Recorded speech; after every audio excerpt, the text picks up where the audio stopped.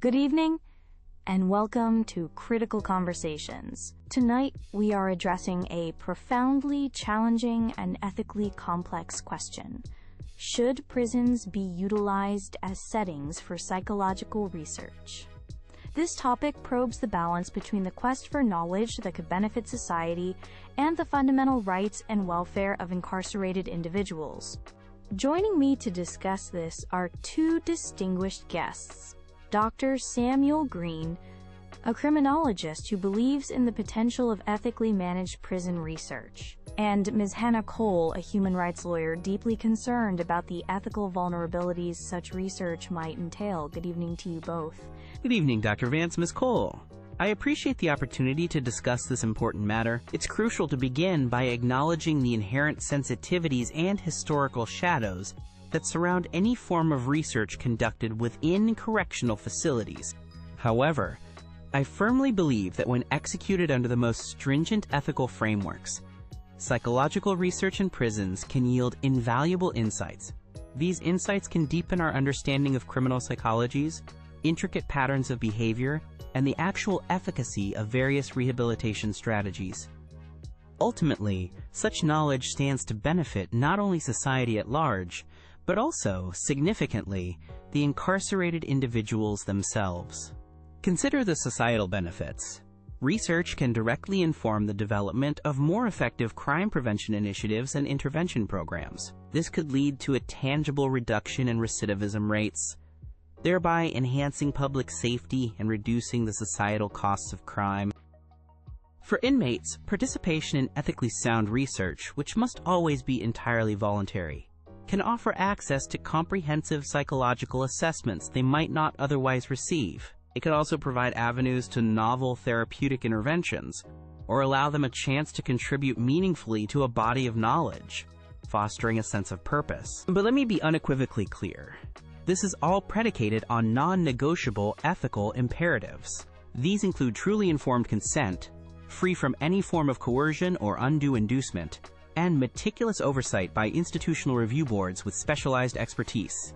Furthermore, guaranteed confidentiality, the minimization of any potential risks, and a clear focus on the well-being of participants are paramount.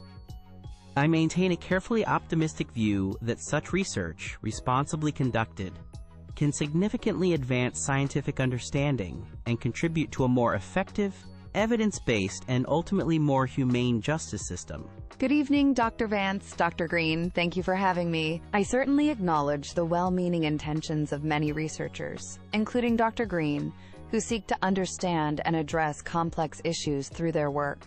However, it is my firm conviction that the unique and inherently coercive environment of a prison fundamentally compromises the ethical bedrock upon which all research must be built. Specifically, I refer to the ability of inmates to provide genuinely free and informed consent, and the pervasive, almost unavoidable risk of coercion, however subtle. We must recognize the profound power imbalance that exists between researchers, who are often aligned with prison authorities, and the inmates themselves. This dynamic can easily lead to undue influence, where prisoners might consent not out of a genuine desire to participate, but in the hope of receiving better treatment, more favorable parole reports, or other perceived, often unspoken, advantages. Such circumstances entirely undermine the principle of true voluntariness, a cornerstone of ethical research. We cannot ignore the historical context here. There have been regrettable instances in the past, where research involving prisoners and other vulnerable populations led to serious ethical transgressions. These events have, quite understandably, created a legacy of deep caution and mistrust that we must respect and learn from. I believe the principal responsibilities within correctional facilities must unequivocally be centered on providing humane living conditions. This includes ensuring access to proven, evidence-based rehabilitative programs, and rigorously upholding the fundamental human rights and inherent dignity of every person incarcerated. Viewing prisoners primarily as a convenient population for experimental research, rather than individuals deserving of care and proven support, is a dangerous path. Therefore, I urge extreme caution. emphasizing that the protection and welfare of this exceptionally vulnerable group must always be prioritized above the pursuit of research objectives that carry such significant and potentially unacceptable ethical risks. Thank you both for those clear opening statements. Dr. Green, Ms. Cole has compellingly articulated deep concerns about the validity of informed consent within the prison system. How can research protocols effectively address and truly mitigate these profound power differentials to ensure that any consent given is genuinely voluntary? That is the critical question, Dr. Vance, and Ms. Cole's concerns are entirely valid and must be the starting point for any ethical research design. My position is not that these challenges are trivial, but that they are surmountable with rigorous, multi-layered safeguards. We must insist on mechanisms such as the involvement of independent prisoner advocates or ombudsmen during the entire consent process. Individuals who are not affiliated with the prison or the research team. Communication must be exceptionally clear, using language appropriate for diverse inmate populations, explicitly stating that participation or refusal will have absolutely no bearing on their sentence, privileges, parole considerations, or quality of life within the institution. The unconditional right to withdraw from the research at any stage, without any questions asked or any form of prejudice, must also be practically guaranteed and repeatedly emphasized. We see ethical research successfully conducted in other settings involving vulnerable individuals, such as patients with severe or terminal illnesses, where similar power dynamics and vulnerabilities are present. In those contexts, carefully designed safeguards, including ethics committees and patient advocates, have proven effective in protecting participants. Furthermore, to categorically deny all prisoners the capacity for informed consent, assuming these robust safeguards are in place, could be interpreted as overly paternalistic.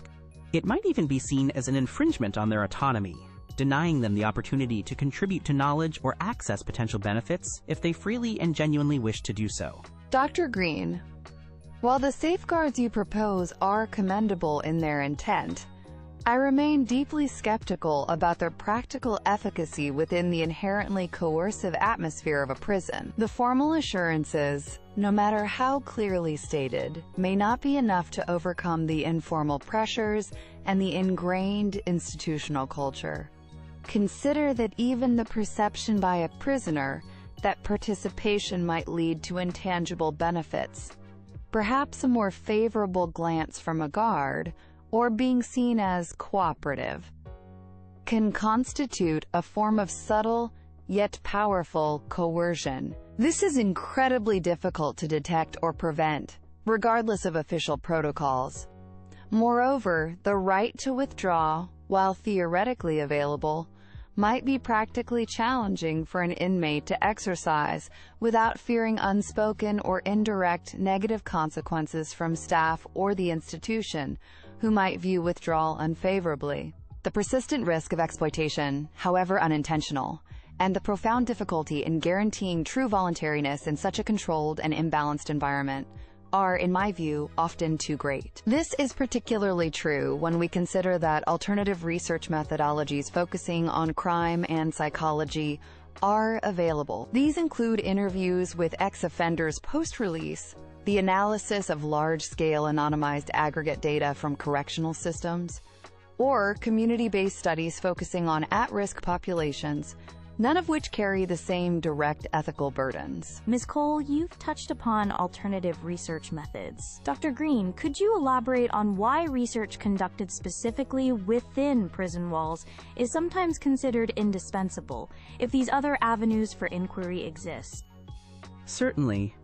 While external studies and analyses of existing data are valuable and contribute significantly, they cannot always capture the nuances of phenomena that are intrinsically linked to the carceral environment itself. For instance, understanding the psychological effects of long-term institutionalization, the specific dynamics of prison subcultures and social hierarchies, or the immediate impact of rehabilitative programs requires study within that context. Similarly, the psychological profiles and needs of particular offender groups, especially those resistant to intervention, can sometimes only be accurately assessed and understood through direct, context-specific research. The direct benefit to the inmate population is also a key consideration. Such targeted research can directly inform the development and refinement of interventions tailored to their unique needs. This could improve their psychological well-being and significantly enhance their prospects for successful societal reintegration upon release. Studies conducted outside prisons, or relying solely on retrospective accounts, may not adequately capture the complex interplay of variables, daily stressors, and coping mechanisms unique to the lived experience of incarceration. I do acknowledge, Dr. Green, that the prison environment presents unique variables. However, I maintain that these very characteristics are what often render it ethically unsuitable as a research setting, rather than justifying its use. There is a considerable potential for psychological harm when research delves into sensitive topics, such as past trauma, feelings of guilt or remorse, or anxieties related to institutional life. In an environment where comprehensive, trusted, and readily accessible psychological support services might be inconsistently available or viewed with suspicion by inmates, such research could inadvertently cause significant distress or re-traumatization.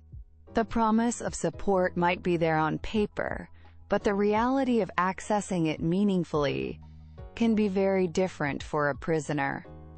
Furthermore, I seriously question the generalizability of findings derived from research on individuals in such an artificial, high-stress, and intensely controlled environment. Can observations made under such unique duress be reliably extrapolated to explain or predict behavior in the vastly different context of the broader community post-release? The external validity is a significant concern for me.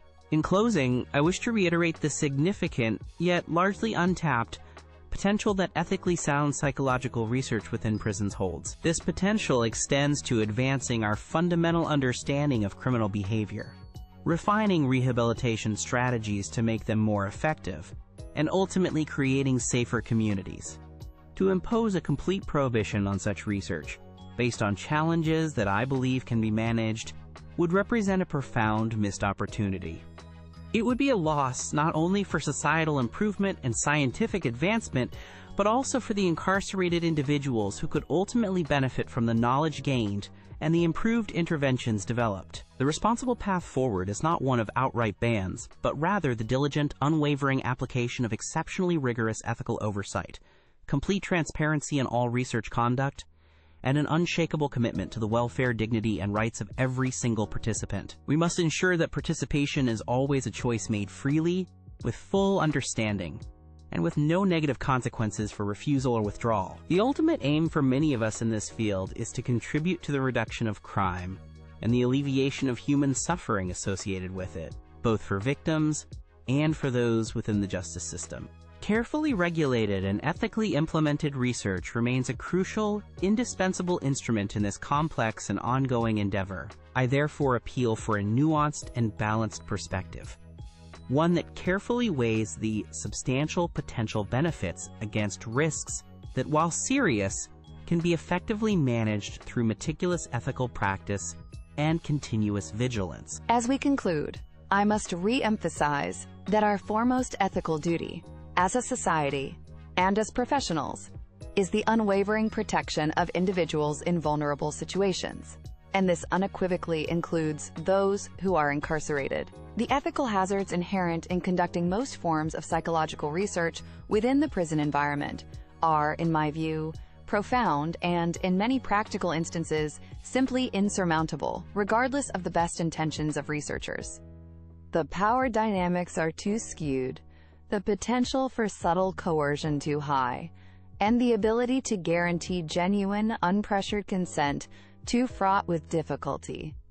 Therefore, the primary societal and institutional focus concerning prisons must steadfastly remain on guaranteeing humane living conditions, ensuring consistent access to evidence-based and proven rehabilitation programs, and consistently upholding the inherent dignity and fundamental human rights of all persons deprived of their liberty.